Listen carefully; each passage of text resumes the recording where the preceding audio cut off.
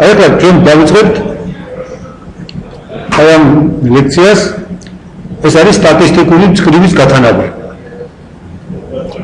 რას ნიშნავს ეს? ახლა ჩვენ თანხმობთ ამას გავიგებთ. აქ პირველი წინადადება ყოველგვარ სტატისტიკურ განაწილებას გარდაუვალად თან ახლავს შემთხვევითობის ელემენტები, რომლებიც დაკავშირებულია დაკვირვებათა რიცხვის შეზღუდულობასთან და სხვა რაღაცებით. რა არის სტატისტიკური განაწილება? ჩავთვალოთ, რომ ეს არის უბრალოდ ესე იგი რაღაცას ვზომავთ, ან ვიკვლევთ და ამ კვლევის დროს ჩვენ გვიჩნდება გარკვეული რიცხვების მიღწევა. სასწავლო რაოდენობის. ხო? აი ეს იყო ჯერჯერობით ჩვენთვის ეს სტატისტიკური განაწილება. უცხადია ეს შემთხვევითობასთან არის დაკავშირებული როგორც აქცია და ხა ჩვენ გვინდა სტატისტიკური განაწილება რამენად შევისწავლოთ. ჩვენ რა ვიცით ახლა, ჩვენ რა ვისწავლოთ, რომ თუ გვაქვს სტატისტიკური განაწილება, რომელიც შეიცავს საკმაოდ ბევრ ელემენტს, რა? მაშინ ვაგებთ ჰისტოგრამას. ჰისტოგრამა რა არის? მოდი ჩავთვალოთ, რომ ვიცით. ხო, მე მოახერხეთ, რომ თუ საშუალება იქნება, რომ სხვა ვიდეო ლექცია გავაკეთოთ და იქ ნახოთ რა არის ჰისტოგრამა. ჰისტოგრამა წინა პარაგრაფებში არის. ვიცით. ეხლა ეს ჰისტოგრამას აქვს როგორი სახე? დაახლოებით. ხო? თუ დავუშვათ აი ჰისტოგრამა გვაქვს, არა, რაიმე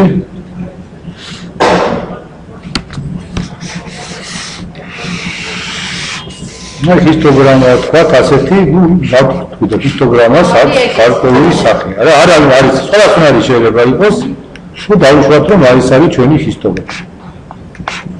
ну ჰისტოგრამა არის სტატისტიკაში სიმკვრივის ანალოგი. რატომ არის ანალოგი სიმკვრივისა? ადრე უნდა ვცოდნოთ, ხო? შეიძლება კიდევ ამბობ ესეც რომელიმე ვიდეო ლექციაში ჩავწეროთ, ხო? ესე ჩვენ გვინდა რომ ამ ეს ჰისტოგრამა გავაგურულოთ, ანუ ისეთი წილი ვიპოვოთ, რომელიც ამ ჰისტოგრამას მაქსიმალურად დაუახლოვდება. ამ ტერმინში, ახლა ამ წინადადებაში ჩვენ ვთქვით, არა, რომ ვიპოვოთ ისეთი წილი, რომელიც ამ ჰისტოგრამას მაქსიმალურად დაუახლოვდება, ორი საკითხი განვაგრძელოთ. თავარი არის რას ნიშნავს ეს სიახლოვე? როგორ გავიგოთ, რომ ჰისტოგრამა არის აი ამ ცირთან, რომელიც ამოვაჩიეთ ახლოს და მე ეს ცილი როგორი შეიძლება როგორ ფუნქციებში უნდა ვეძებოთ. აი მაგ ჩვენ მე ამას შევეხებთ. ესე იგი აი ამ ამოცანას, როდესაც შეგვაქვს ჰისტოგრამა და ეძებ ცილს, რომელიც მას საუკეთესოდ მოუახლოვდება, ქვია სტატისტიკური მწკრივის გათანაბრების ამოცანა. აი წერია სტატისტიკური მწკრივის გათანაბრების ამოცანა.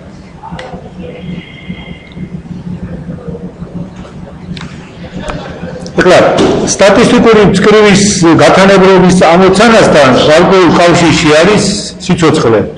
არის რა ქვია უმცირეს კვადრატთა მეთოდი, რომელიც ჩვენ ვისწავლეთ. ხო? უმცირეს კვადრატთა მეთოდში ზუსტად ესეთი ამოცანა წყდებოდა, რომ ჩვენ რა ქონდა გარკვეული მონაცემები, ხო? და გვინდა ისე გაგვეტარებინა წილი, ანუ ესეთი ფუნქცია მოგვეძებნა, რომ აი ამ მონაცემებისაგან ეს წილი მაქსიმალურად მცირედ ყოფილიყო გადახრილი. და ეს გადახრა ჩვენ შევაფასეთ როგორ? შევაფასეთ აი ამ ორდინატების სხვაობების კვადრატების ჯამით, რა? ამიტომ ქვია მას უმცირეს კვადრატთა მეთოდი. რომ აი ეს კვადრატების ჯამი უნდა ყოფილიყო უმცირეს. აი ახლა მოყოლილობაზე რომ ჩვენ ეს გათანაბრება შეიძლება მოახერხოთ მაგალითად უმცირეს კვადრატთა პრინციპიდან გამომდინარე. აი უმცირეს კვადრატთა პრინციპიდან გამომდინარე შეიძლება გავაკეთოთ ეს გათანაბრება. ეხლა ესე იგი ეს რა სიტუაცია, როდესაც ჩვენ გვაქვს დაუშვათ ჰისტოგრამა და გვინდა მისი გათანაბრება.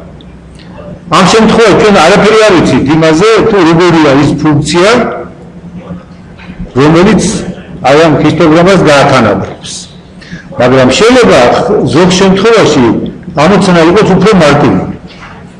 ესე იგი, ამ დროს ფუნქციის პრინციპული ხასიათი, რომელიც გამოსახავს საკვლევ დამოკიდებულებას, ცნობილია ხოლმე წინასწარ. ესე იგი, პირველ შემთხვევაში შეიძლება არაფერი არ ვიცით, არ ვიცით ფუნქცია, რომელსაც ეძებ როგორია. ანუ თქვა ის სიმკვრივე როგორი არის. მაგრამ შეიძლება ისე მოხდეს, რომ თვითონ სიმკვრივეს ზოგადად როგორი სახეა, ეს ვიცით, მაგრამ არ ვიცით ის პარამეტრები, რომლებიც ამ სიმკვრივეში მონაწილეობენ. აი მაგალითად, შეიძლება ვიცოდეთ ის, რომ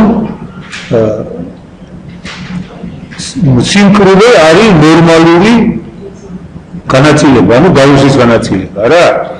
და რა მონაწილეობს აი ამ გაუსის განაწილებაში, რა პარამეტრები მონაწილეობენ მათემატიკური ლოგინი და მონაწილეობენ დისპერსია.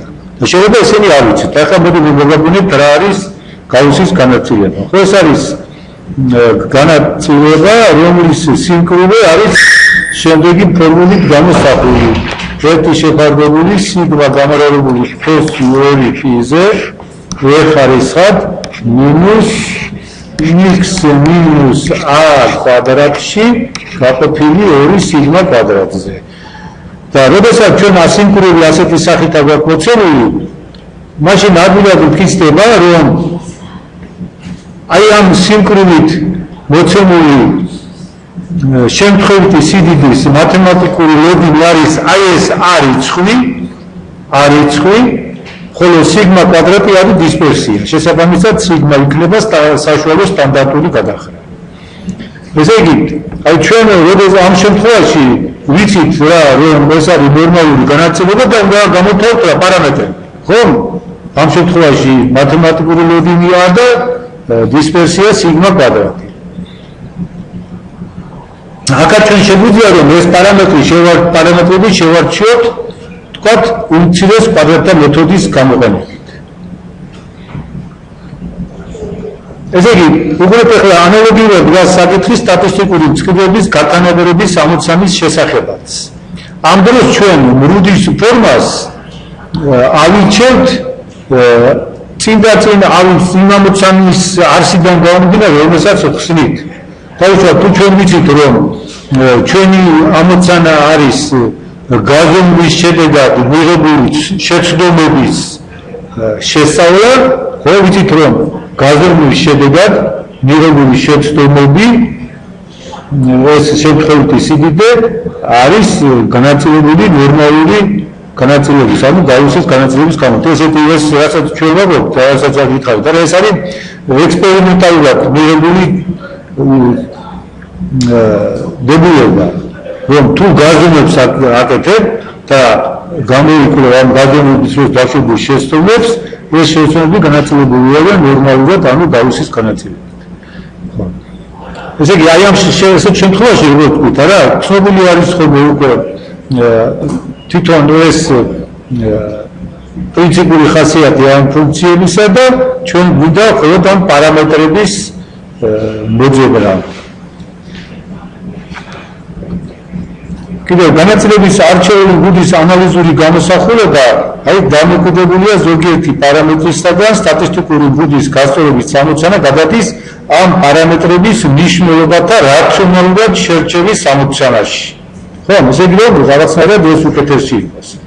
აი მაგალითად, უყურეთ, აი დავუშვათ მაგალითად, რომ გამოსაკლევ x სიდიდე არის გაზომვის შეცდომა, როგორც ჩვენ ვთქვით, არა? წარმოშობილი მრავალ დამოუკიდებელ ელემენტარულ შეცდომათა ერთობლივი გავლენის შედეგად. ეხლა ეს ასე ნიშნავს, როცა ზოგავ ჩვენ თქვით თავიდან როცა რეცეპტს დავიწყოთ სტატისტიკის შესწავლა, რომ შეცდომები არის სამი ხასიათის. პირველი არის უხეში ხასიათის შეცდომები, რომელიც იშვიათად ხდება. მეორე არის სისტემატური შეცდომები, რომლებიც შეიძლება იყოს დაკავშირებული ჩვენს არაფერი ფიქსირებასთან, შეიძლება იყოს დაკავშირებული გასაზომი ხელსაწყოების ცუდგუნარებასთან და ასე შემდეგ. და მესამე რიგი შეცდომების არის შეცდომები, რომლებიც შემთხვევითი ხასიათს ატარებენ. ესე იგი, როდესაც ჩვენ ვსწავლობთ სტატისტიკურ სიდიდეებს, ვცდილობთ, რომ პირველი და მეორე ტიპის შეცდომები ან უხეში და სისტემატური შეცდომები გამოვიწყოთ, ეს ძველი არ არის და მაშინ დაგვრჩება ჩვენ მხოლოდ ისეთი შედეგაზრდები, ისეთი შედეგებიან გაზრდობისა, რომლებიც მხოლოდ შემთხვევით ცდომილებებზე არიან დამოკიდებული. შემთხვევით თია და აი ამ შემთხვევაში უკვე მუშაობს ერთიანი მეთოდი. ესე იგი, რახან ეს CDD არის გაზრდობის შეცდომის შედეგად წარმოშობილი, ამიტომ როგორც თქვით, მისი სიმკვრივე უნდა გამოისახებოდეს აი ასეთი ფუნქციით. ხო? ეს ფუნქცია არის, ეს ხედა ფუნქციას, როგორც ვთქვით, სიგმა კვადრატია დისპერსია, ენი კიდევ არის მათემატიკური ლოდინი, ხო? ჩვენ წეგან მათემატიკური ლოდინი ათი ქონდა აღნიშნული. და ეხლა ნახეთ და აი ამისი დასწორება გადმოდი გადადის რაში, რომ ენი და სიგმა ისე შევარჩიოთ, რომ აი ეს ცივი, რომელიც ჩვენ შეგვიძლია დავთვალოთ, რომ არის აი ამ ნორმალური განაწილების სიმკვრივე, გარკვეული აზრით მაქსიმალურად ახლოს იყოს აი ამ ჩვენს ჰისტოგრამასთან.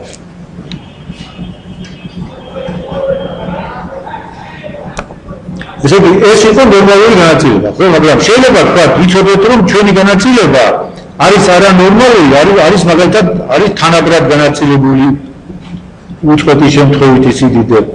ვიცით, რომ როდესაც უწყვეტი შემთხვევითი სიდიდე არის თანაბრად განაწილებული, არა, მაშინ მისი სიმკვრივე არის ასეთი, ერთი გაყოფილი ბეტა მინუს ალფა, როცა ალფა არის ალფა და ბეტა არის ისეთი რიცხვები, რომ x-ი არის ალფა და ბეტა შორის და სხვა შემთხვევაში ეს შემთხვევითი სიდიდე არის 0. ახლა მოგაგონებთ, როგორი ესე იგი მაგალითს მოვიყვანთ თანაბრად განაწილებული უწყვეტი შემთხვევითი სიდიდის. აი თქვათ ახლა ავიღოთ ჩვენ ეს არის რიცხვი ვერძი, ეს არის ორი და ეს არის წერტილი ალფა და წერტილი ბეტა. ხო? და ჩვენ მაგალითი რამდენჯერმე გვაქვს გარჩეული. ავიღოთ აი აქ რაიმე მონაკვეთი, თქვათ ამ მონაკვეთის სიგრძე კოორდინატები იყოს a და b. და დავუშვათ, წარმოვიდგინოთ, რომ ალფა ბეტა მონაკვეთზე შემთხვევით ვავიღებთ რაღაცა წერტილს. და დავუშვათ კითხვა, რა შედის ალბათობა იმისა, რომ ეს მონაკვეთი, რომ ეს წერტილი ჩავარდება AB მონაკვეთში. უცხადია რა ეს ალბათობა მისი თორი არის, ეს არის b-a შეფარდებული ბეტა მინუს ალფაზე. ანუ აი ამ მონაკვეთის სიგრძე, რომელშიც უნდა რომ ჩავარდეს, ის შეფარდებული თეიანი მონაკვეთის სიგრძესთან. როგორც ხედავთ, ეს რიცხვი არ არის დამოკიდებული იმაზე, თუ a და b როგორია, ეს დამოკიდებულია მხოლოდ მათ შორის სხვაობაზე. ანუ მიუხედავად იმისა, სად იქნება ეს მონაკვეთი, რომლის სიგრძე არის b-a, არა, ალბათობა მასში წერტილის მოხობისა იქნება ერთი და იგივე. ამიტომ ვქნია ამას თანაბრად განაწილება. ანუ ეს თანაბრად განაწილებული არის ეს შემთხვევითი სიდიდე თესა მონაკვეთზე. ცხადია, რომ იმისი ალბათობა, რომ რიცხვი ჩავარდება, რომ ჩვენი წერტილი ჩავარდება ალფაზე და ბეტას გარეთ, ნულია, იმიტომ რომ პირობის თანახმად ჩვენი ცდა რაში მდგომარეობს, რომ წერტილს შემთხვევით ვავიღებთ ალფა ბეტა მონაკვეთზე. ამიტომ არის, რომ აი აქ ჩვენს მაგალითში, როდესაც x-ი არის ალფასა და ბეტას გარეთ, არა, ეს სიმკვრივე მიიღება 0-ის ტოლად. და ეხლა რას ნიშნავს ის, რომ ეს არის სიმკვრივე? ეს ნიშნავს შემდეგს. შემდეგს ნიშნავს, ჩვენ ვიცით, რომ თუ მოცემული გვაქვს სიმკვრივე, მაშინ ალბათობა იმისაა, რომ რიცხვი არის a-სა და b-ს შორის როგორ გამოითვლება, ასე გამოითვლება, ასეთ ინტეგრალით a-დან b-მდე, აქ f-ით არის აღნიშნული სიმკვრივე, ჩვენ წელს აღნიშნოთ f(x) dx-ი, ხო? და ჩვენ შემთხვევაში ალბათობა იმისაა, რომ a-b მონაკვეთში ჩავარდება შემთხვევით ჩაგდებული წერტილი, იქნება შემდეგი ალბათობა იმისა, რომ x-ი არის a-სა და b-ს შორის უდრის ინტეგრალი a-დან b-მდე, რა იყო სიმკვრივე ჩვენთან? სიმკვრივე არის ერთი გაყოფილი ბეტა მინუს ალფა, რა, ესე იგი უნდა ჩავწეროთ, ესე იგი ერთი გაყოფილი beta minus alpha dt. ეხლა ეს ძალიან მარტივი ინტეგრალია, ხედავთ, ეს რა არის, ერთი გაყოფილი beta minus alpha გამოდის ინტეგრალის გარეთ. აქ დარჩება ინტეგრალი a-დან b-მდე dt-ები და dt-ს ინტეგრალი რა არის? t, ხო? ამიტომ გამოსაფრთხოებული არის ეს უდრის ზუსტად აი ამას, b minus-a გაყოფილი beta minus alpha-ს. აი ეს ინტეგრალი. ხო, ესე იგი, აი ახლა როცა გვაქვს ჩვენ შემთხვევითი განაწილება, ხო? შეგვიწყოთ შემთხვევითი განაწილება, მაშინ მისი სიმკვრივე არის აი ასეთი რიცხვი. ხო. ესე იგი, აქაც იგივე პრინციპი არის, აქ რა უნდა გავარკვიოთ, აქაც შესაძლებელია რომ ესე იგი ისეთი გამოკვლევა გავაკეთოთ, არა? ესე იგი, გავაკეთოთ ჰისტოგრამა ჩვენის გაკეთებულობაზე წინა მეცადინეობაზე და შემდეგ შევეცადოთ რომ ამისი მიახლოება გავაკეთოთ აი ასეთი თანაბარი განაწილებით, რომელსაც ახლა ჩვენ ნახავთ. და ზოგადად რა ხდება? ზოგადად ჩვენ ასეთ რამე გვაქვს რომ სიმკვრივე რა არის? f(x) არის პრეფიქსი ფუნქცია, რომელიც კარგი ფუნქცია ანალიზური, ის უნდა იყოს მეტიანტური ნულზე და მისი ინტეგრალი მინუს უსასრულობიდან უსასრულობამდე უნდა იყოს 1 სტოლი. ხო, ეს იქნება ჩვენი ზოგადი შემთხვევა. რა თქვი? ინტეგრალი რა უნდა იყოს? ინტეგრალი არის მინუს უსასრულობიდან პლუს უსასრულობამდე უნდა იყოს 1 სტოლი. ეს ნიშნავს რომ ალბათობა იმისა რომ x-ი ჩავარდება მინუს უსასრულობას და უსასრულობას შორის რა? 1 აუცილებლად მიიღებს მნიშვნელობას მინუს უსასრულობასა და უსასრულობას შორის.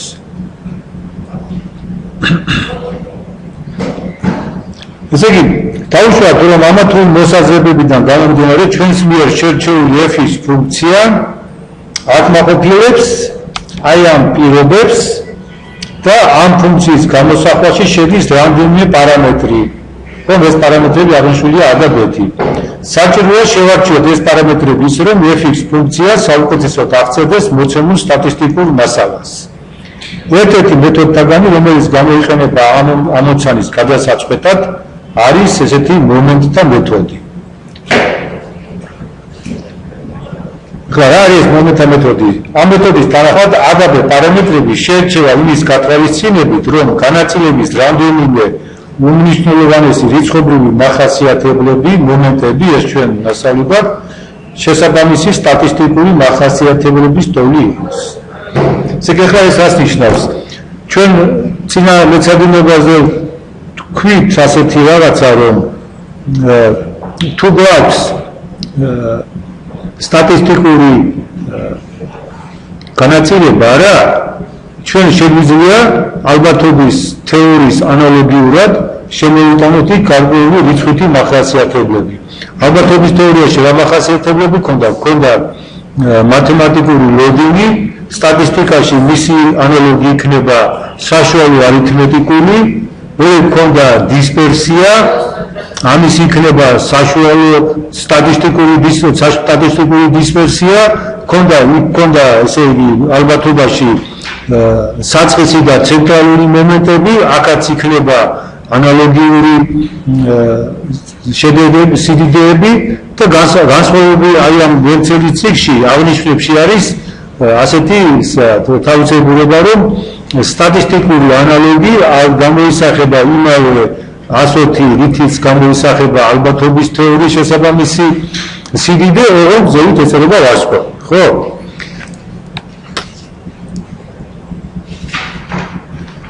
აი ახლა ესე იგი ჩვენ ვთქვით რომ და რა ვაკეთებთ ახლა? ჩვენ რომ თქვათ იგივე დაუბრუნდეთ ნორმალური განაწილებობა, არა? იცით რომ ჩვენი ფუნქციის, ჩვენი შემთხვევითი სიდიდის სიმკვრივე არის ნორმალური განაწილება. რას ვაკეთებთ?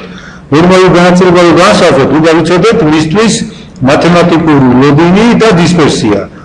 რას ვაკეთებთ? ჩვენ ვანგარიშობთ სტატისტიკურ მათემატიკური ლოდინს, საშუალო არითმეტიკულს და სტატისტიკურ დისპერსიას და თვლით რომ თეორიული მათემატიკური ლოდინი არის ამ საშუალო არითმეტიკული ტოლი, სტატისტიკური დისპერსია არის ტოლი დისპერსიის თორე და აი ამ ფორმულაში რომელიც ჩვენ გვქონდა აი აქ შევიტანთ ამ მნიშვნელობებს, ესე იგი ასმაგურად შევიტანთ სტატისტიკურ საშუალოს, ანუ მათემატიკურ მოდელს და სიგმას კვადრატის მაგალითად სტატისტიკურ დისპერსიას. ნუ შესაბამისად სიგმა ითხოვა კვადრატული ფესვი.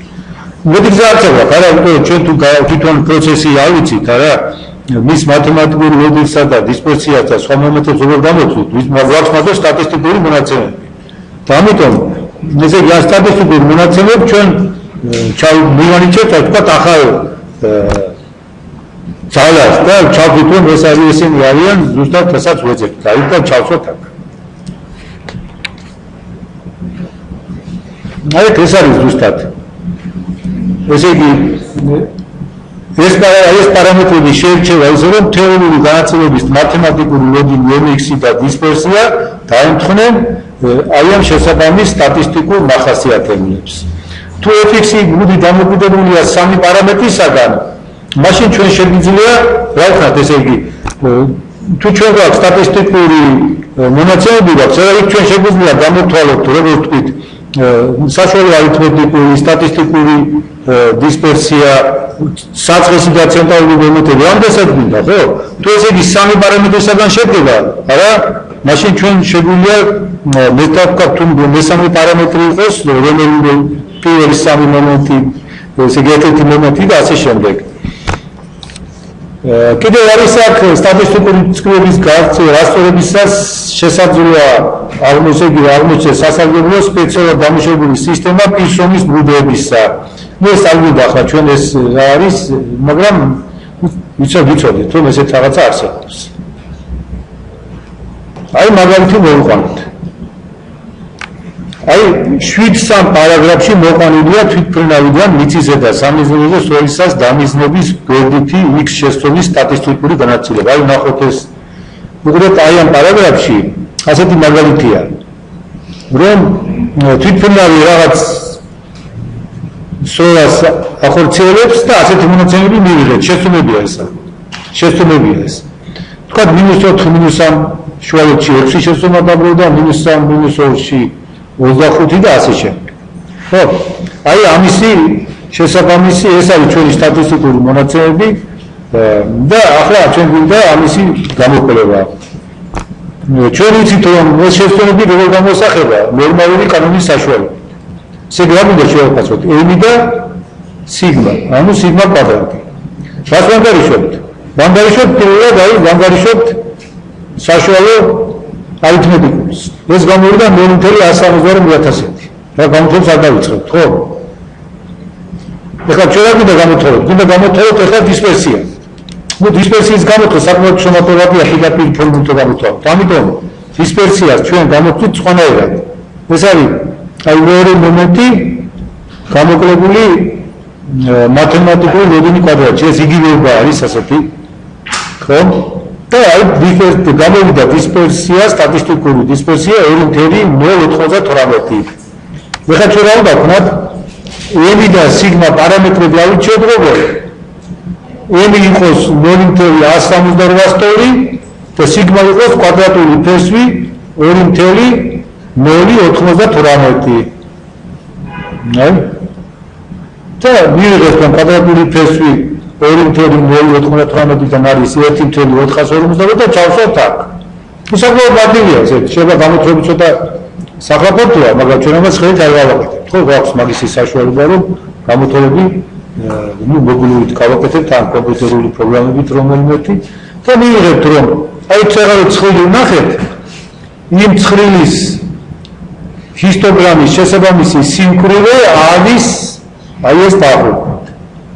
ესე იგი აქ არის იმ ცხრილის საშუალებით მიღებული საშუალო არითმეტიკული, ეს კიდე არის იმ ცხრილის საშუალებით მიღებული სტატისტიკური დისპერსია.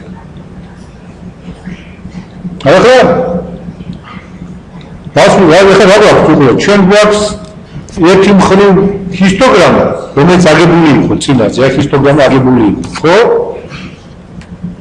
და მეორე სულ ამ სიმკვრივეს შეესაბამება თავისი გრაფიკი. ეხლა ჩვენ ავდგებით და ამ სიმკვრივის მნიშვნელობებს გამოვთვლით გრაფიკს როგორ ვაგებთ? თუ დავიღოთ რაღაც წერტილების მიმდევრობა, რომელიც გონივრულად არის შერჩეული, გამოვთვალოთ ნიშნულობები ფუნქციის და შევავთოთ. ამისი გამოთვალა ჩვენ შეგვიძლია ორნაირად. ერთი იმ ცხრილების საშუალებით, რომელიც ამ წიგნის ბოლოში არის მოტანილი, მეორე კიდევ ნებისმიერი ალგებრული კომპიუტერული სისტემით. ესე იგი, აი ამის ნიშნულობები გამოთვლილია შეხედეთ, -4-ის გამოთვლილია და ახლა რა მოხდა? აი ეს ჰისტოგრამა გქონდა, ჰისტოგრამა არის დასტრიხული მართკუთხედები და აი ეს რაც არის, ეს არის აი ამ ჩვენი თეორიული ნორმალური განაწილების სინკრონის გრაფიკი.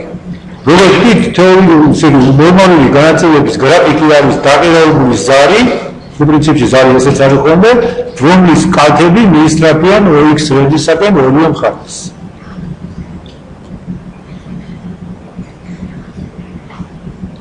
ეხლა უკვე რა არის? სტატისტიკურ დისპერსიაზე ჩვენ ნახეთ როგორ ვანგარიშობთ სტატისტიკურ დისპერსიას. აი ეს არის ხომ სტატისტიკური დისპერსია. აი სტატისტიკური დისპერსიის გამოთვლა ასეთ შეიძლება აი ეს გამოვიყენეთ. ანუ რა არის ეს? საწყისი მომენტი მინუს მათემატიკური ოდენი კვადრატში. მაგრამ ეს ფორმულა აქცევია ყოველთვის ზუსტი არ არის, ხა ჩვენ ეს არ გვშევაწუხებს, მაგრამ ზუსტი არ არის და ხან-ახან უფრო უკეთ ისე იგი ზუსტი კი არ არის, ახლა მიახლოებით არის ყველაფერი განვანგალიშებული, ამიტომ აქ შეიძლება სიზუსტე დაიღეს, ამიტომ სასარგებლო არის რომ პირდაპირ ძირითადი ფორმულით გამოვიანგალიშოთ, აი ეს არის სტატისტიკური დისპერსიის ფორმულა. ეს გამოსახულება უკვე წინ გამოსახულებაც აღარ ჩვენ ვთქვით, მაგრამ რახან ეს ყველაფერი მონაცემები მიახლოებით არის შერჩეული. არა გარკვეულ სიტუაციაში ჯობია რომ პირდაპირ აი ამათი საშუალებით გამოთვალოთ ხოლმე ეს მონაცემები, თუმცა თუ ჩვენ ასეთ რაღაცასთან საქმე გვექნება, ამას აკეთებენ როგორც ვთქვით ჩვენ თანამედროვე ალგებრული კომპიუტერული სისტემები და პირდაპირ გამოთვლები არ დაგვჭირდება.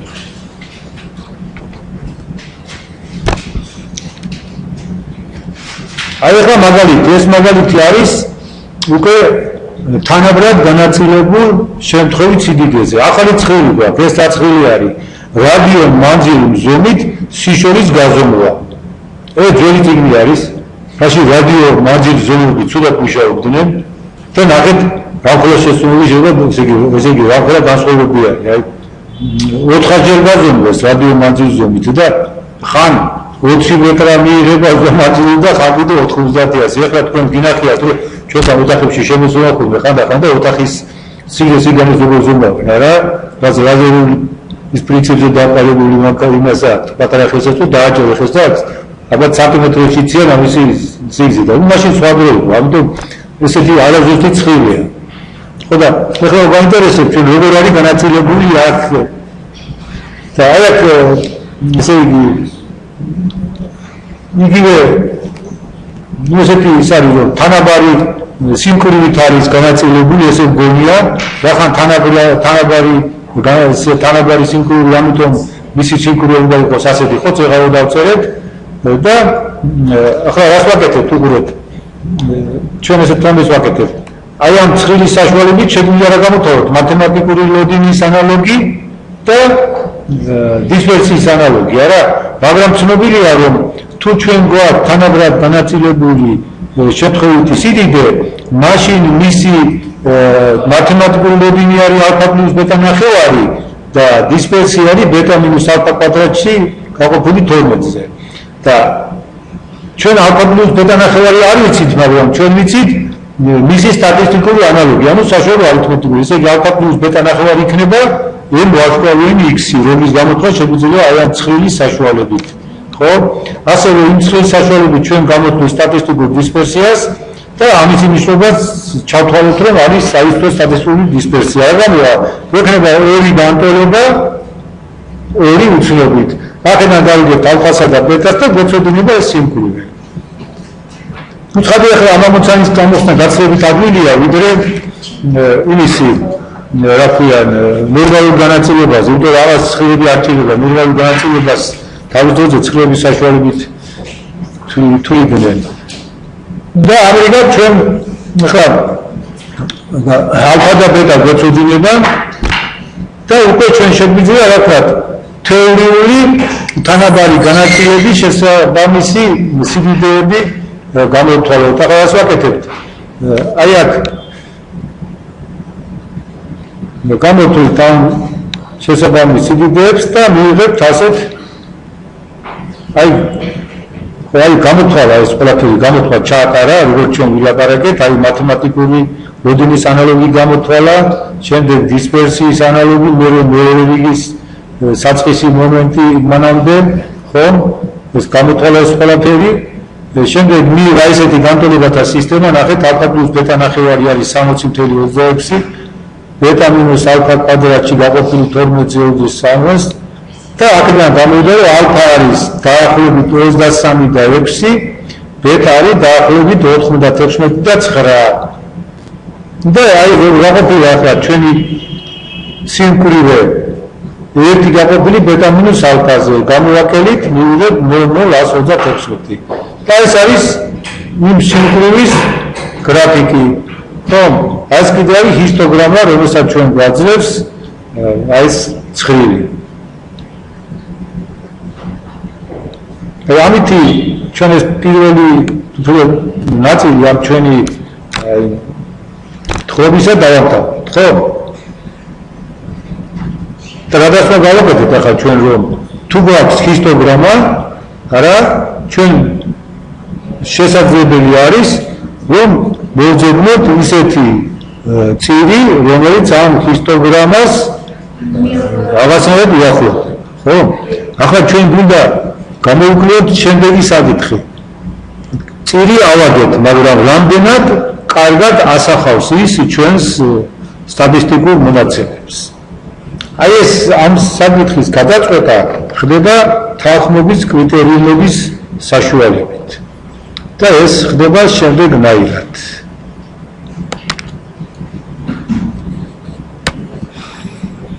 ესე იგი ახლა გადავიდეთ მეორე ნაწილზე ჩვენი ლექციის ამას ქვია თანხმობის კრიტერიუმები მოცემულ პარაგრაფში განვიხილოთ ერთ-ერთი საკითხთაგანი რომელიც ჰიპოთეზათა დამაჯერებლობის შემოწმებასთან სახელმწიფო თეორიული და სტატისტიკური განაწილების შეთანხმებულობის საკითხთანაა დაკავშირებული.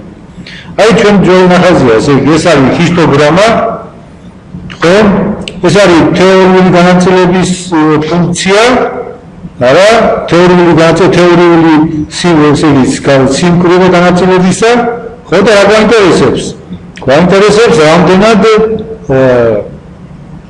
ახლოს არის აი ეს თეორიული სიმკვრივე ამ ჰისტოგრამას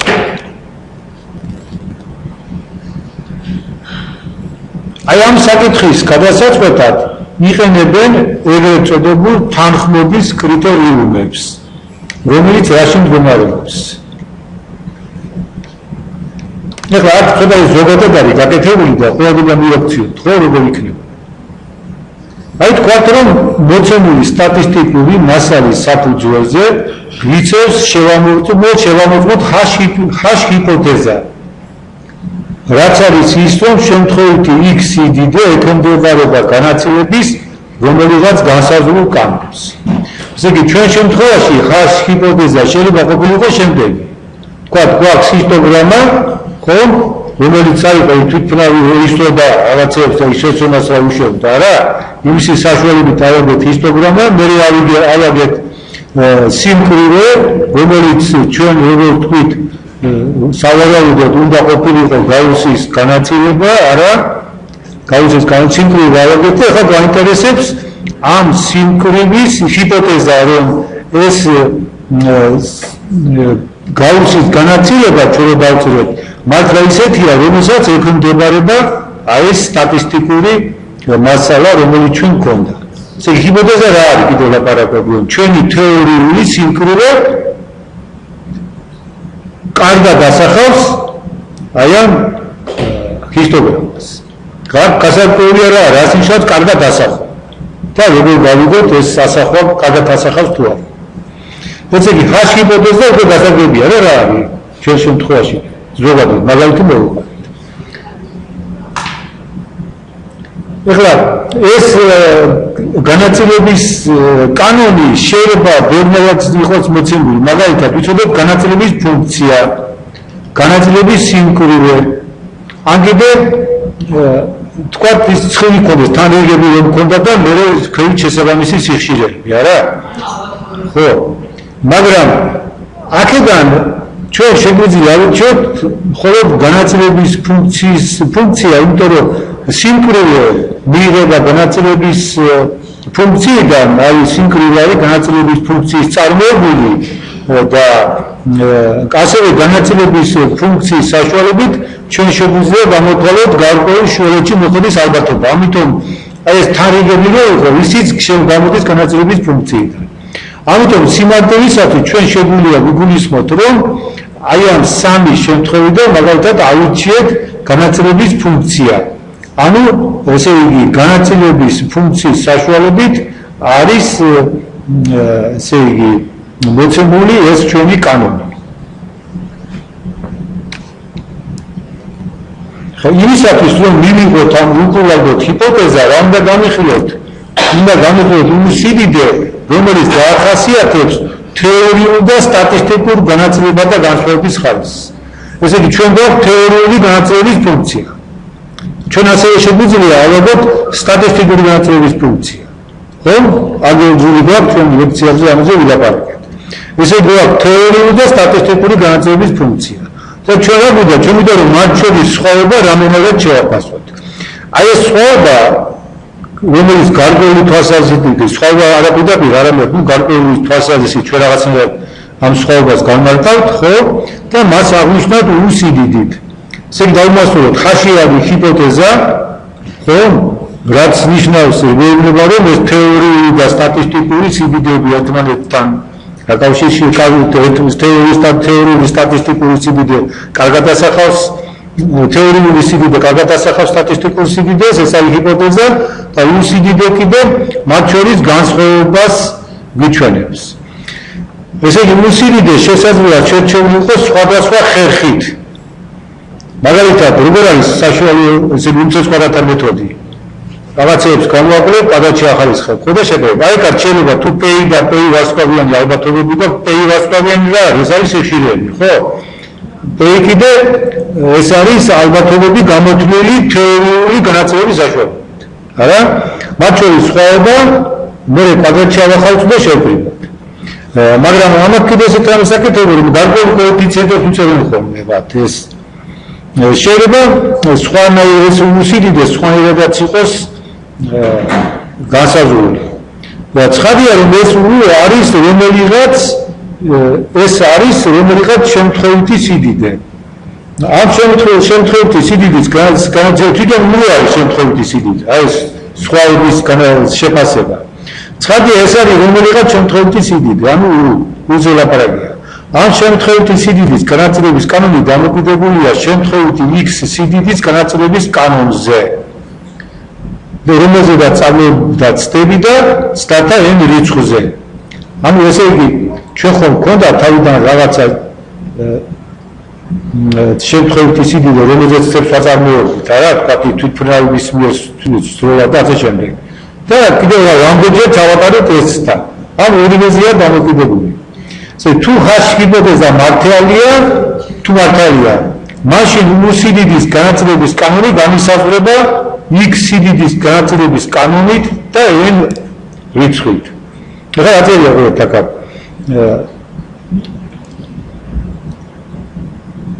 ჩვენი ჰიპოთეზა რომ სტატისტიკური და თეორიული ერთმანეთს კარგად ასახავს, თუ ეს სწორია, არა? მაშინ მათ შორის სხვაობა უნდა იყოს დამოკიდებული მხოლოდ რაზე? უნდა იყოს დამოკიდებული სიდიდის განაწილების კანონზე და ცდათა რაოდენობაზე. თუ არ არის სწორი ეს დამთხევა, მაშინ რაღაცა სხვა უცხოური პარამეტრები შემოდის და ამიტომ აი ამ უსიდიდეს ამ სხვაობას ჩვენ ვერ ავსახავთ X სიდიდის განაწილების კანონით და n რიცხვით. ეხლა დავუშვათ რომ ეს განაწილების კანონი არის ჩვენთვის ცნობილი. და ცდათა მოცემულ სერიებში აღმოჩნდა რომ ჩვენს მიერ მიღებულმა უნისიდიდემ მიიღო რაღაცა მნიშვნელობა, ეს მნიშვნელობა უნდა იყოს. პატარა მნიშვნელობა მიიღო ამ ჩვენმა სიდიდემ. ესე იგი, რომ გავზომოთ ეს სხვაობა რა, ერთხელ გავზომოთ სხვაობა და ეს სხვაობა აღმოჩნდა პატარა. ეხლა ისმის კითხვა, შეიძლება თუ არა ახსნილი იქნას შემთხვევითი მიზეზებით, ესე იგი, ეს სხვაობა გამოვიდა.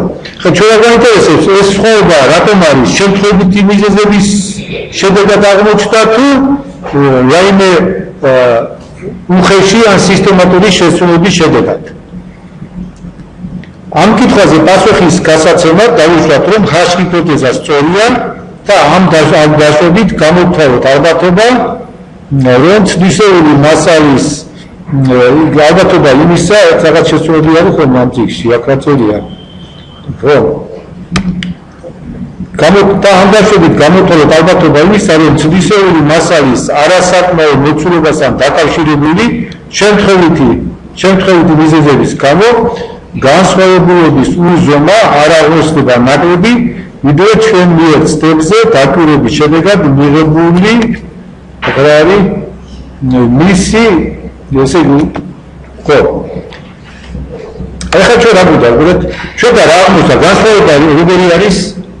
განსხვავება აღმოჩნდა უპატარა. ხო? აი ხა ჩვენ ასეთ რამე გვაინტერესებს.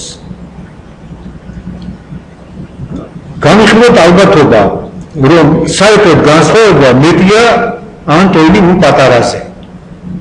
ანუ განსხვავება რომ მივიღეთ ეს ფაქტია. ხა ჩვენ გვაინტერესებს ეს განსხვავება რომ მივიღეთ. არა, აი რას უდრის ალბათობა იმისა, რომ ეს განსხვავება ამაზე მეტი არის.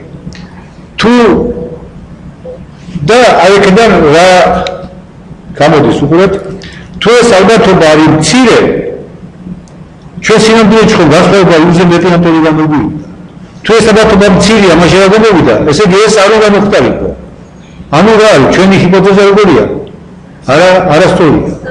იმიტომ რომ უყურეთ ჩვენი განსხვავება უზე მეტი ან ტოლი გამოვიდა, თუ ამისი ალბათობა მცირე არის, ესე იგი რაღაც შეცდომაა, ჩვენ რაღაცა მივიღეთ და ამის ალბათობა მცირეა. ესე რა გამოვიდა, რომ ჩვენ ანცდა სისტოს რაღაც შესრულების მუშაობით, თქვა მიღებულ შედეგებს ვასწორებით, ვალამაზებდით. ან კიდევ წილი რომელიც ჩვენ ავიჩიეთ, არასწორად ავიჩიეთ.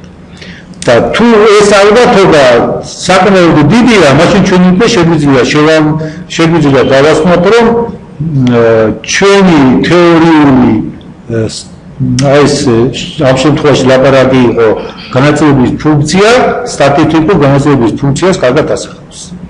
आज ये तो जोगाती नाची या क्या चोरा मुझे चोन भी दा कॉम्पिटिटोरी साखे नीचे तायाम उ स्वावस इसमें साके खितुरा खितुना शेवाचियो उस कांस्वावुली जोमा थोड़े मिसी जोबियती खिस शेरचेविसास उसिदिस कनाचलेबिस कानूस गाचनिया प्रियाद मार्कोली थ्विसेबेबिदा საკმაოდ დიდი ენისას პრაქტიკულად არ არის დამოკიდებული fx ფუნქციისაგან. აი ეს არის ძალიან მნიშვნელოვანი რაღაცა. უბრალოდ ესე იგი, ჩვენ რა ქონდა, ჩვენ მოვძებნეთ, ჩვენ ქონდა სტატისტიკური განაწილების ფუნქცია, მე მოვძებნეთ თეორიული განაწილების ფუნქცია და გვინდა მათ შორის რაღაცნაირად ეს სხვაობა შევაფასოთ, არა? და თურმე ისეთი მეთოდი არსებობს, რომ ამ მეთოდის გამოყენების დროს, როცა ენის საკმაოდ დიდია, fx ფუნქცია როგორია საერთოდ არ გაინტერესებს. მაგრამ ამის დამტკიცება ჩვენ აქ წიგნში არის, არ დავიწყებთ ამის დამტკიცებას, მაგრამ ეს მეთოდი უნდა ავთვისოთ. აი კიდე ნახეთ ახლა თურმე აი ამ უსს განსხვავებული ზომის არჩევა შეიძლება ისეთნაირად მოახერხოთ, რომ უსიდიდის განაწილების კანონი იყოს მარკოვი თვისებებით და საკმაოდ დიდი ენისას ის საერთოდ არ იყოს დამოკიდებული fx ფუნქციაზე, ანუ განაწილებაზე. აი მათემატიკურ სტატისტიკაში თანხმობის კრიტერიუმად სწორედ ასეთი განსხვავებულობის ზომით სარგებლობენ. და ახლა რა არის ეს განსხვავება გავარკვიოთ. აი ახლა იწყება ამისი ჩამოყალიბება, ესე იგი ჩვენ გვინდა ახლა გავარკვიოთ რომელი არის თეორიული და სტატისტიკურ განაწილების ფუნქციების შეფასების ისეთი სხვა ფუნქციებს შორის სხვაობის შეფასების ისეთი წესი, რომელსაც ის თვისება აქვს, რომ დიდი ენებისათვის საერთოდ არ არის თითქმის არ არის დამოკიდებული აი ამ თეორიული განათლების ფუნქციაზე. განვიხილოთ თანხმობის კრიტერიუმებიდან ერთ-ერთი ყველაზე ხშირად ხმარებული პირსონის ეგრეთ წოდებული კაპა კვადრატი კრიტერიუმი. პირსონი გვარი არის, ხო? კაპა არის ბერძნული ასო, კაპა კვადრატი კრიტერიუმი. ეხლა რაში მდგომარეობს ეს კრიტერიუმი? დავიშვათ, რომ ნაწარმოებია დამოუკიდებელი ენცდა, რომელთაგან თითოეულ მათგანში შემთხვევითმა x-მა სიდიდემ გარკვეული მნიშვნელობა მიიღო. ცდათა შედეგები თავმოყრილია ეკათან რიგებში და გაფორმებულია სტატისტიკური წყლის სახით. ესე იგი რა ხდება აქ? n-ჯერ მოახდინეთ ცდა, რომ მიიღოთ შედეგები. ეს თვლიანი ინტერვალი, სადაც ეს შედეგები არიან მოთავსებულები, დავყავით ქო ინტერვალებად, ხო? აი რა ინტერვალები გვაქვს? უყურე x1, x2, x2, x3, ასე შემდეგ, xk, xk + 1. რამდენი ინტერვალია სულ? რამდენიც არის პირველი საძვარი, ანუ კაცარი ინტერვალი, კაცარი ინტერვალად დავყავით. კაცარი ინტერვალად რო დავყავთ, ჭირდება k + 1 რიცხვი, ხო? k + 1 რიცხვი გვაქვს. და დავიშვათ, რომ თქვა პირველში მოხდა გარკვეული რაოდენობის სულ ენი გვაქვს, არა, n1 მოხდა პირველში, n2 მეორეში, nk ბოლოში. n1 შეფარდებული n-თან იქნება p1 ვარსკვლავიანი, ანუ თავდადებული სიხშირე, პირველი თანრიგი შესაბამისი, p2 ვარსკვლავიანი იქნება მეორე თანრიგი შესაბამისი და ასე შემდეგ და ბოლო თანრიგი შესაბამისი იქნება, ესე იგი pk ვარსკვლავიანი. ხა საჭიროა შევამოწმოთ ახლა ესენი აი ეს რაც აქვს ეთანხმებიან თუ არა ექსპერიმენტალური მონაცემები აი ეს ექსპერიმენტალური მონაცემები იმ ჰიპოთეზას რომ შემთხვევით x სიდიდეს აქვს განაწილების მოცემული კანონი. ეხლა უყურეთ ჩვენ აქ რა გამოვთვალეთ ფარდობითი სიხშირეები ვიცით ხო? და კიდევ რა ვიცით ჩვენ კიდევ ვიცით რომ გვაქვს უკვე მოცემული თეორიული კანონი და ვცდილობთ რომ თეორიული კანონი რამდენად ახლოს არის ამ სტატისტიკურთან ეს გავარკვევთ. სტატისტიკურმა ჩვენ მოხდა ფარდობითი სიხშირეები. თეორიული კანონის გამოყენება რას მოხდენს? ალბათობებს. ხო? აი მაგალითად ჩვენ დავუბრუნდეთ იმ მაგალითს, არა? აი აქ თქვა ჩვენ გვაქვს თეორიად ჩვენ გარკვეული რიცხვები ჩავწერით, ხო? ავიღეთ ინტეგრალი. ამიტომ ჩვენ შეგვიძლია ალბათობები გამოვთვალოთ. თქვა ალბათობა ისა რომ მოხდა 4-5 შუალედში. ეს იქნება ალბათობა. მეორე მხრივ სტატისტიკური წკრივი ჩვენ მოგცემს 4-5 შუალედში მოხდის ფარდობითი სიხშირეს. ესე იგი ერთხელაც ჩვენ გვაქვს ფარდობითი სიხშირეები, აი ეს ფარდობითი სიხშირეები, მეორე მხრივ ჩვენ მოგცემს თეორიული განაწილება, თეორიული მოგცემს ალბათობებს ამავე შუალედებში მოხდისას. ესე იგი თითოეულ შუალედს შეესაბამება ერთდროულად სტატისტიკური სიდიდე, ეს არის ფარდობითი სიხშირე, ამავე თეორიული განაწილების ფუნქციის საშუალებით გამოთვლილი ალბათობა. ესე იგი ფარდობითი სიხშირე ალბათობა, ფარდობითი სიხშირე ალბათობა და ასე შემდეგ და აი მათ შორის განსხვავება ჩვენ უნდა დავადგინოთ. სწორად. ცოტა ცნაურია, მაგრამ თუმცა ამ სხვაობის დადგენა საკმაოდ ადვილად შეიძლება გარკვეული თვალსაზრისით. ჯერ კი რა უნდა იყოს, ცხადი უნდა განვიხილოთ საბუთაოდ მათი სხვაობები, არა? p1 მინუს p1 ვარსკვლავიანს მინუს p1, p2 ვარსკვლავიანს მინუს p2 და ასე შემდეგ. მერე ნიშნები რომ არ აღერიოს, ნიშნებარი ყვადება, ნიშნებარი გავლენა არ მოახდინო რა უნდა, უნდა ავახაზოთ კვადრატში, როგორც უმცირეს კვადრატთა მეთოდში. და ახლა ნახეთ კიდე რაღაც კოეფიციენტი ზის. რატომ ზის კოეფიციენტი? კოეფიციენტი ზის შემდეგი იმის გამო. უყურეთ, თუ აქ აი ეს ამ კოეფიციენტებს ქვიათ თანრიგთა მასები.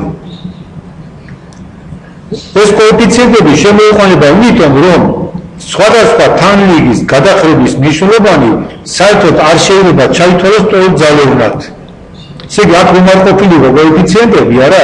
მაშინ გამოვიდოდა, რომ ესე იგი ყველა გადახრა იქნებოდა სწორ ძალოვანი. მართლაც აბსოლუტური სიდიდით ერთი და იგივე გადახრა შეიძლება იყოს ნაკლებ მნიშვნელოვანი თუ თვით P ალბათობა დიდია და ძლიერს შესამჩნევი თუ კი მცირე. ახლა ეს როგორ გავაკეთოთ უყურეთ. თქვა ბოლოს ორი გადახრა P1 ვარსკვლავიანი მინუს P1 და მეორე ვთქვათ P2 ვარსკვლავიანი მინუს P2 და თქვათ ორივე არის 0.1 ესენი არიან თორემ წარმოიდგინოთ რომ P1 ვარსკვლავიანი არის თქვათ 0.2 ხო და P2 ვარსკვლავიანი არის თქვათ 0.31 მეასები. ეხლა რა გამოვიყურეთ? P1 და P2 ვარსკვლავიანი შორის სხვა რას უდრის? 1 მეასებს. თვითონ ისინი რამდენი არიან? 2. აქ კიდე როგორია მნიშვნელობები? ხა რომელი უფრო ტოლზე არიან ესენი ტოლგალოვანი? ესიც იგივე შტატ, თქვა რაღაცა ზოგადად, ხო? 1 მეტრის გაზზე მისდევს, 1 მილიმეტრის შესუმავი დაიწია. და 1 სანტიმეტრის გაზზე მისდევს 1 მილიმეტრი, რა ტოლგალოვანი გაზრობა გვაქვს? არა, ხო? აქ ესეთი სიტუაცია, თვითონ P1 იმდენად პატარაა, რომ ეს სხვაობა 0.1 დიდი შეცდომა. და P2 შემთხვევაში ეს იმდენად დიდია, რომ 0.1-ზე შეიძლება თავი დაგუჭოთ. ამიტომ ჩვენ შემოვიდა გვაქვს კოეფიციენტები, რომლებიც აი ამ საკითხს ასწორებენ. ამიტომ ესე იგი შემოდის როგორც ვთქვით C მასები და ხან ახლა ეს როგორი არის. აი პიტონმა გვიჩვენა რომ C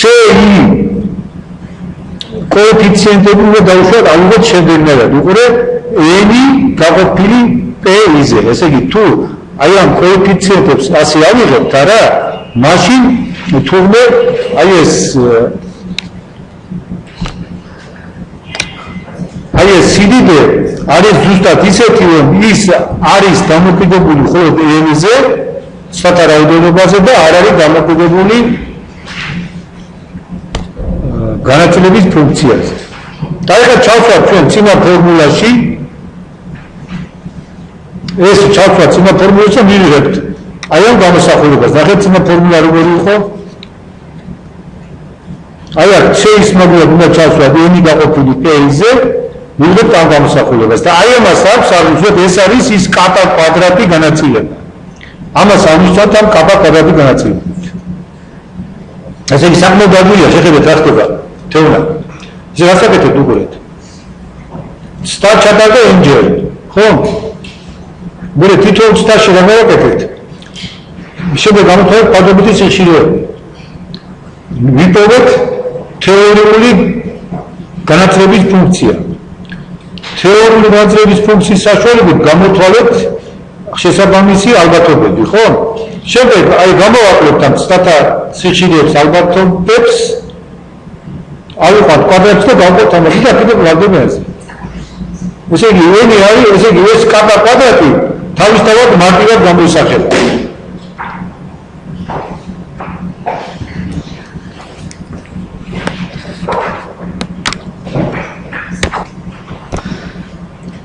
ესე იგი ამას აღნიშნავთ ჩვენ კაპა კვადრატი. ეს არის ჩვენი კაპა კვადრატი განაწილება. ეხლა კიდევ ვაბარებოთ, ეს ისეთი დრო იყო, როდესაც გამოთვლითი ტექნიკა არ იყო მისაწვდომი, ამიტომ რამე ფორმულას რო დაწერდნენ, ცდილობდნენ ხოლმე რომ იმას ისეთი სახე ჰქონოდა, რომ გამოსათვლად ადვილი ყოფილიყო და ამ მიზნით აქ შეიტანეს მნიშვნელობა P ვარსკვლავიანი. P ვარსკვლავიანი რა არის? იურ თანრიგში რამდენჯერაც მოხდება სიდიდე, ანუ თქვა n-ჯერ მოხდა იურ თანრიგში, ეს გაყოფილი n-ზე. აი ჩასვეს აქ P ვარსკვლავიანის მაგალითად ეს გამოსახულება და მივიღებთ შემდეგ რამეს. ეს იგივეა, ერთ იგივე არის, უბრალოდ სხვადასხვა ნიშნებია. უნდა პატარა შესწავლები იყო, აქ არის P-ის მერე ინდექსი r. უნდა იყოს ინდექსი და კვადრატში უნდა იყოს ახალისხებული. ჩასმის როცა აიკრიფა, არასწორად აკრიფეს. აი ხა ნახეთ ეს კაბა კვადრატი არის ნამდვილში, ხო, ადგილები წერება რა კაბა კვადრატი. აი ხა ნახოთ რა არის კაბა კვადრატი. აი უბრალოდ თავისუფლების ორ ხარისხით კაბა კვადრატი განაწილება რა არის თავისუფლების ხარისხი, თავისუფლების ხარისხი არის ენიც არის ხო კონდაც და ხო? ენიც და რო გაქვს. ეგეა და კათანიგი ხო გა, კათანიგებს ზარდება კა რა. მე იქ შემთხვევით ისე დადებითი სიხშირეები ჯამრაფუდის ერთი უდრის ესე იგი ერთი შეზღუდვა გვაქვს უკვე ამიტომ რაშობიან ამ კას ერთი ყოველთვის აკვდება ესე იგი თავისუფლების ხარისხი ესე იგი ბურღუას ეს უყურეთ ახლა თქვა ჩვენ გაქვს კაუცნობი ერთი განტოლება თუ გაქვს რამდენი უცნობი გექნება ახლა თავისუფალი. აი თუ განტოლებათა სისტემის სამოსახლო ხო ვისწავლეთ. იქ როგორ იყო? თუ თქვა გვაქვს თბილ განტოლებათა სისტემა ემუცნობიანი, ხო? რომლის რანგი არის 2. სადაც 2 ცხადია ენზე ნაკლებიან თოლიეს ასნიშნავს. რომ თუ მარცხენა მხარეს ჩვენ შეგვიძლია დავწეროთ 2 ცალი განტოლება 2 უცნობით, არა? და დანარჩენი უცნობის საკადავია. მაგივრ მხარეს. ესე იგი, რამდენი განტოლებაც აქვს, იმდენი უცნობი გატარდება, ასე ვთქვათ.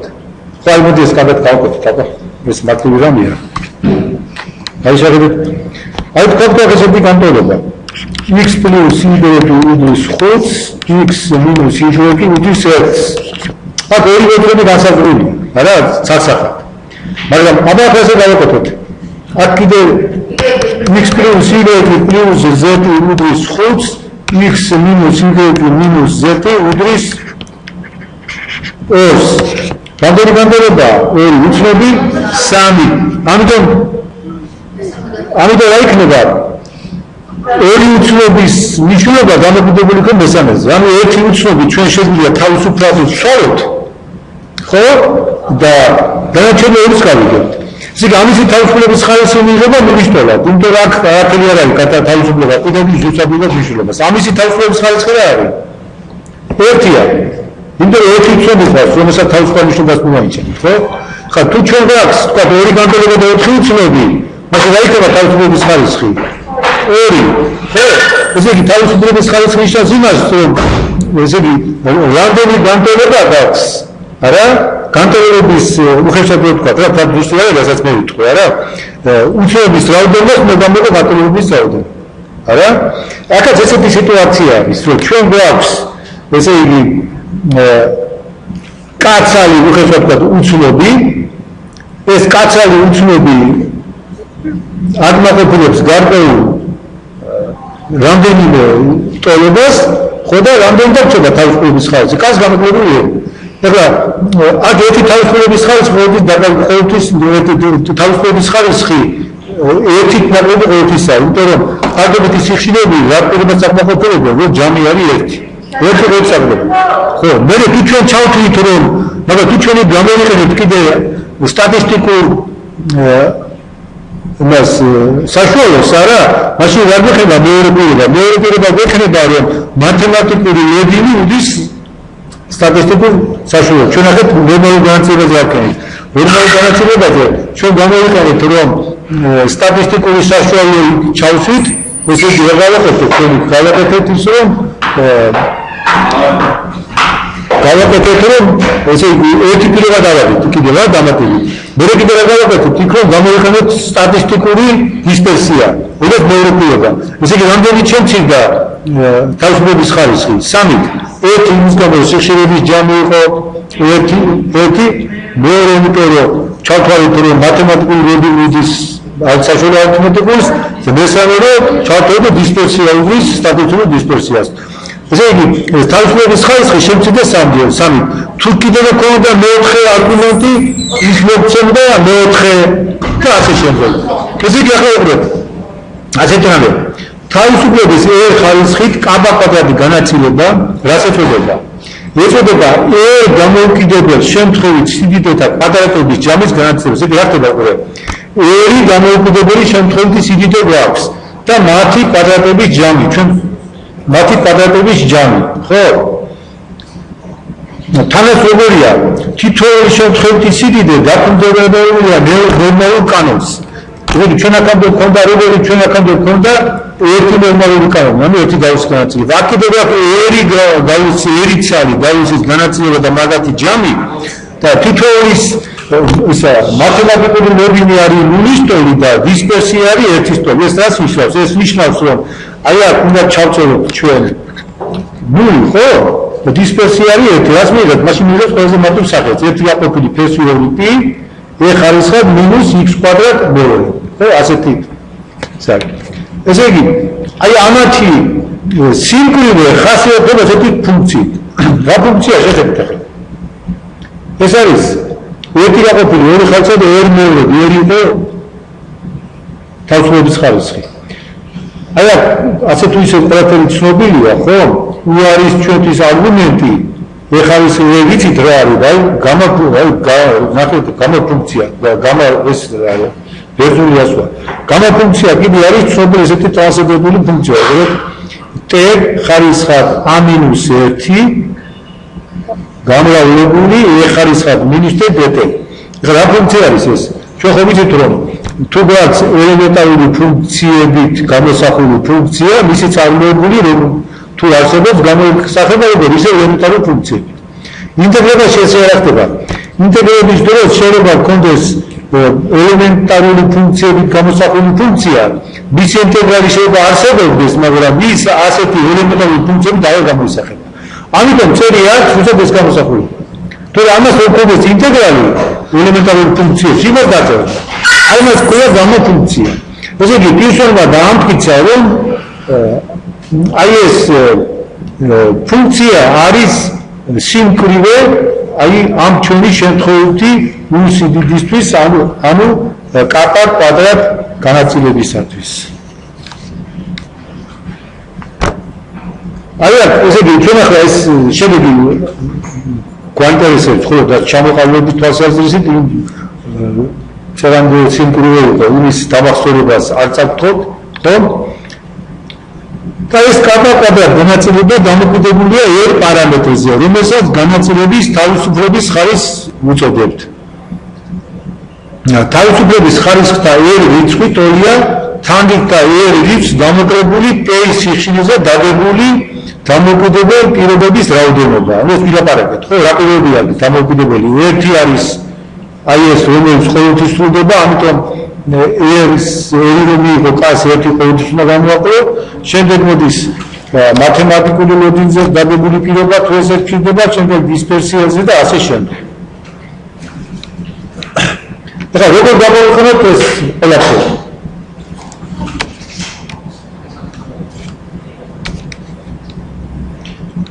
აი მას ვაკეთებთ ჩვენ ცხრილების საჭიროდ, ეხლა იმდენად ჩანაწერებზე ჩვენ შეგვიძლია გამოთოში გამოვიყენოთ ეს ალგებრული კომპიუტერული სისტემები, მაგრამ შედარებით უფრო ადვილი და ცხრილი გამოვიყენოთ.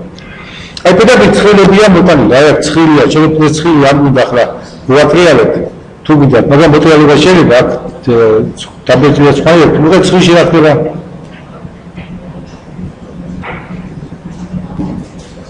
აი შეხედეთ, რაზეა დამოკიდებული ცხრილი? თავისუფლების ხარისხზე და სხვაობაზე. გესმის? აქ არ მონაწილეობს ის fx ფუნქცია. ის fx ფუნქცია მათემატიკურად არ მონაწილეობს. საერთოდ მესხოთები კარგია, რომ არ არის საჭირო, ხო, ესე იგი გათვალისწინება იმისა, რომ როგორია განაწილების ფუნქცია. კატა კვადრატ განაწილებისთვის შექმნილია სპეციალური ცხრილი და ამ ცხრილის საშუალებით ჩვენ ესე იგი ვაკეთებ გამოთვლას. ახლა მოდი პირდაპირ გამოთვლებზე და მაგალითებზე გადავიდეთ.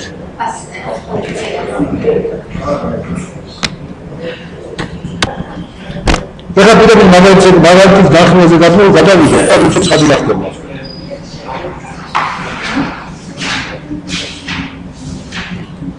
აი მაგალითი უყურეთ. შევამოწმოთ თეორიული და სტატისტიკურ განაწილებათა შეთანხმებულება 7-5 პარაგრაფის მაგალითისთვის. რა მაგალითი იყო უყურეთ ეს. ეს იყო თვითმფრინავიდან სწორა, ხო? აი ეს მაგალითი იყო აქ.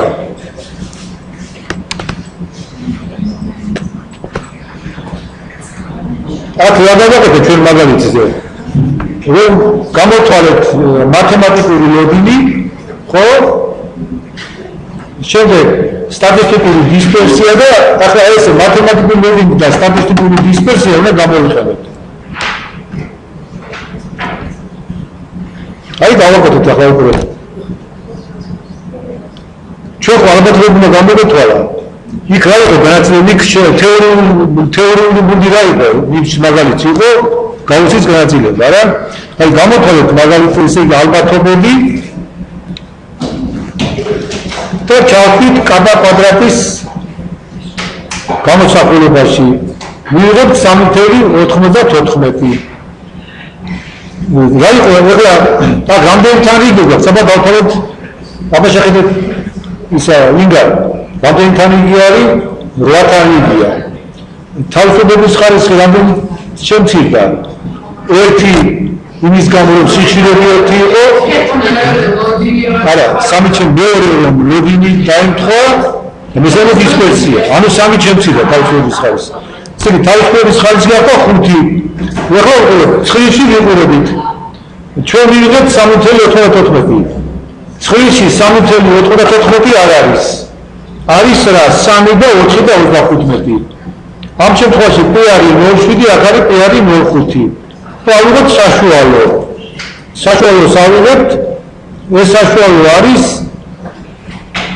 ესე იგი მიღებული არის 2.56 ნუ აქ პროპორციულად გავყოთ ამას ესე იგი ჩვენ რა შეგვიძლია ვთქვათ რომ ეს ალბათობა რომ უდიდი მეტია უპატარაზე დაყოფილა 0.56 ანუ რა შეგვიძლია დავასკვნათ რომ ჩვენი თეორიული სიდიდე როგორია კარგად ასახავს იმას შეიძლება გაკეთდი მაგალითი იყო რომ შეიძლება რომ ის ალბათობა იყოს 0.99 თუ ძალიან დიდია ალბათობა ერთთან ახლოს არის ეს იმის ნიშანი არ არის რომ ჩვენ თქვა ახლოს მივედით იმიტომ ეს იმას ნიშნავს რომ ესე იგი რომ რახან ისეთი დიდი ალბათობით მოხდა ეს სხვაობა ამ უზე დიდი არა მაშინ ისეთი რიცხვი არსებობს ამ უზე უფრო მოზრდილი რომ მასე დიდიც უნდა გახდეს და ასეთი შედეგები აი თავში წერია მე გამოტოვე ასეთი შედეგები ხდება მაშინ როდესაც სტატისტიკური გარკვეული შედეგად მიღებულ რიცხვებს ალამაზებენ აი მეორე მაგალითი არის უკვე იგივე გაკეთებული თანაბარი განაწილებისათვის აი თანაბარი განაწილებისათვის გამოითვალა ეს ყველაფერი რაღაც თავისუფლების ესე იგი ხარისხი არის 5 ხო იგივე მიზეზების გამო და ნუ გამოითვალა და მივიღეთ რომ კაბა კვადრატი უდის 2 ერი უდის 5 და p არის 0.1 მასასადამე ჩვენს მიერ დაკვირვების შედეგად მიღებული განსხვავება თეორიულ და სტატისტიკურ განაწილებებს შორის სუფთა შემთხვევით მიზეზთა ხარჯზე შეიძლება მომხდარიყო 1/1000 ალბათობით. ეს ალბათობა ძალიან მცირეა და რა გამოდგა მაშინ რომ ჩვენი ექსპერიმენტალური მონაცემები გვეუბნება რომ ჩვენი ჰიპოთეზა ისე იგი მივიჩნევს ისე იგი არ არის თანაბარი განაწილება. კარგად დროებით ამით დავამთავრებთ. ერთი წუთი დაწახუდით რა.